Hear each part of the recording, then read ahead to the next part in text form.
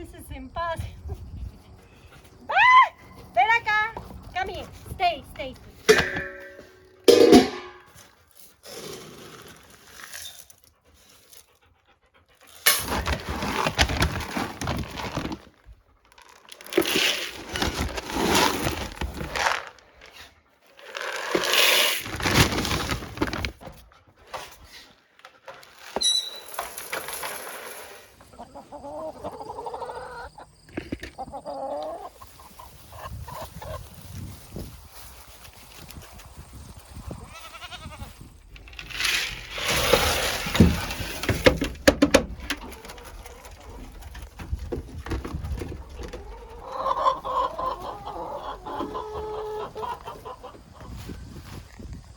Let's see. We're full of flies. To put a medication on him. I usually use vinegar. Look at all that.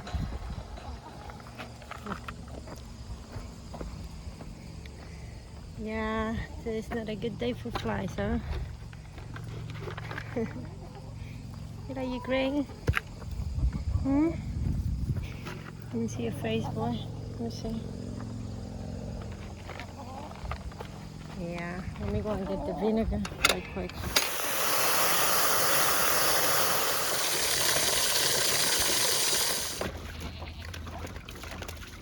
Ven acá, Lola. Lola, come here. Come here, Lola. Lola.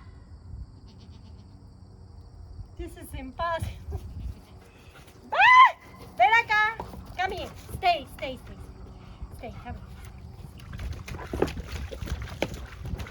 Mira, hay que enjabonarte. Stay. Stay. Don't drink that water. Look, hay que enjabonarte. Good.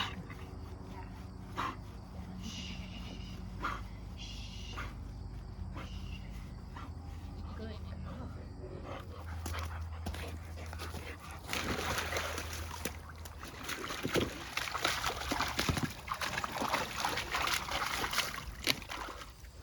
Hi everyone, I'm here harvesting tomatoes. Been harvesting tomato for a long time now. This is like my 10th time harvesting tomatoes. I planted originally 39 plants and I pruned them like 3 times at the beginning, but they're indeterminate tomatoes, so they keep growing and growing. So at the end I decided not to prune them anymore. On top of that, we had like 2 windstorms and they came down because my trellises were not that strong. I used chicken wire, which is not very good, but that's all I had at that moment. And I want to show you, it's a mess, it's a junk of tomato, but I got so much tomatoes. I don't know what to do with them at this point. I've been giving away. I even went to Walmart parking lot to give free tomatoes. And they're a beauty, and these plants are so resilient and strong. No matter what you do to them, they're gonna keep producing, you know. I think the key to any plant success is to plant a lot. See, the birds have been eating from it, the chickens, my animals, been giving them away. I have tomato paste. I don't can tomatoes that often. I usually don't do it. I like to eat them fresh, but it's a beautiful fruit. And all I wanted to tell you is that all you have to do is to plant tomatoes, and you're always gonna have good results. Now if you plant only 2 or 3 plants, that's when, oh, look, he has a baby. When people worry so much because they don't have many plants and they get sick or they start dying, that's something that you have to watch out for. But when you have so many plants or they fall down like this looks so ugly here, but it's producing so much, and that's the important thing, to get a fruit, you know. It doesn't have to look pretty.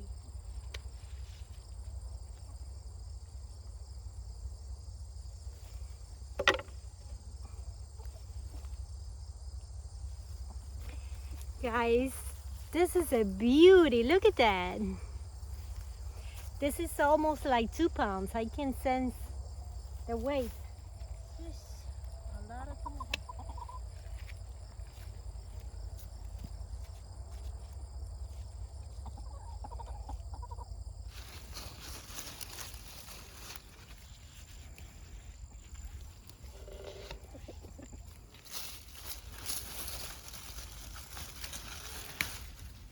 This one's bad. It's the chickens and the goats.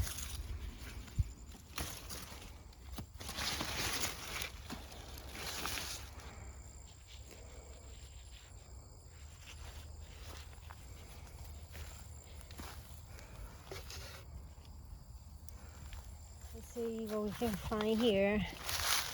They're still green. I see two that I'm gonna pick. Look at that. On the soil. Fell down.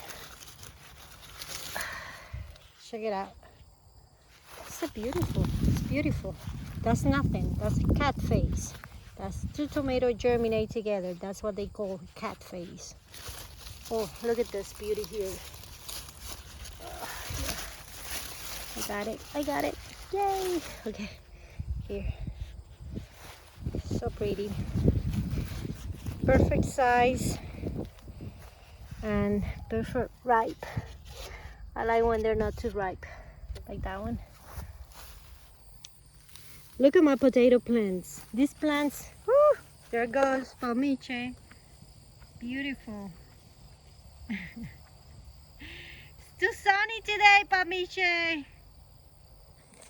Anyways, my potato plants. These are the plants the seeds that I planted on my latest potato plants video. And look, they're huge. They're flowering already. You can see the potato flower there. It's very pretty. I'm on the other side. But they're starting to flower. When they start flowering, after that, well, when they start flowering, you already can collect some potatoes. But you want to leave them in the ground until they start dying down. When they start dying and getting yellowish and ugly, and they're completely dead, that's when I harvest my potato. That way the yield will be better. You're gonna have bigger potatoes that way. But I have so much potatoes in the house, and I've been giving away. This is for winter, for everybody in winter. Anyways, I empty my basket and I'm going to keep collecting tomatoes. I think this is very easy, 2 pounds. 2 pounds tomato. Oh my gosh. Okay, I'm gonna leave it there and keep collecting more. This is amazing, guys. I'm so happy with my tomatoes.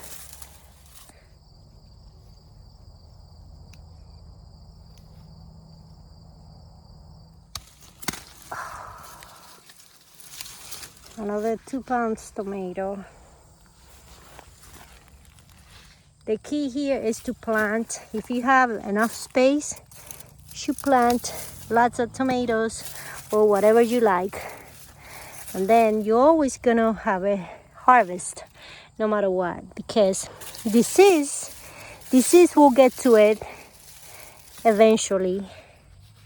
And trying to revive a plant that is in the process of dying, it's very difficult because that's nature. So the best thing is to have a lot of them. That way some will die, but some others will survive. And then you're gonna be happy. Oh, let's see. As you see, these plants look very bad, but still giving a lot. Look at these twins here. Wonderful. Thankfully, I have a very good soil. My soil has a lot of organic matter, a lot of worms in it, and insects and all kinds of life, bacterial life. But if your soil is not rich as that, you always can add compost. Compost is an organic fertilizer. That's all it is. It's the decomposition of organic matter. Any animal that have died could go to compost, like chickens or rabbits or mouse. Also any poop from animals, even ours, but that's more kind of difficult to do. So chicken poop, goats, horses and cows, that's a very good compost. And carbon will come from anything brown. Keep that in mind, like cardboard or the leaves from your trees in decay, you know.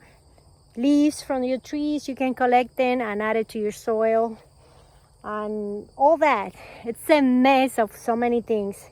If you don't want to make compost in a corner of your property like most people do, or in an exact place, all you have to do is to just put it on the ground in your garden. Actually, in fall will be a good time, because in fall usually we don't grow food unless you live in a tropical area. But when you finish with your garden, what you can do is whatever trash you have that you can compost, add it to your garden. Just spread it out and leave it there, and it'll go through a process of decay and transformation during winter time, and then next spring it'll be there all decomposed, and it'll be a great nutrient for your garden. I think that's number one thing, because from that everything else will come out, like the minerals that the earth will need, the soil will need. But yeah, you always can buy fertilizers if your soil is not that good, and add it to it when you're planting. But decompose the matter. I think that's the key for a good harvest. And I'm saying this to most people that have an in-ground garden like mine. But if you have raised beds, the best option I think is to buy the soil treated already with everything in it, or most of it in it, the nutrients that you need, with fertilizers and everything. Or if you have chickens, one thing you can do is to after you finish the season, when fall comes and you're not gardening anymore, you can add the chicken bedding to that raised bed, and it'll decompose more and mix with the soil there, and that'll be a great compost for your next year season. So there's so many ways. Most people do the same thing over and over again every year. I've seen so many videos and watched, but I decided to do my garden the easiest and simplest way, closer to nature, because in nature you don't prepare anything. It's a mess. Everything is mixed together. Animals die on the soil, leaves fall from the trees, there's sticks, there are twigs, there are insects that die. It's a mix of everything at the same time. And you can see all these huge plants every year growing so beautiful and green, and the trees full of leaves after a harsh winter, and it's amazing. So I think the closer we get to nature in building our gardens, the best results we will have. We just need to pay attention and imitate more nature.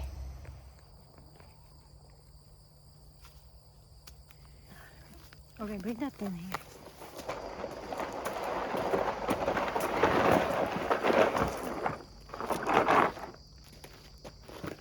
Big harvest today, everyone. I'm very happy with my tomatoes. Some of them are almost 3 pounds. This is amazing. So I hope you like this video. I hope you learned something new, and I'll see you in my next episode. Bye.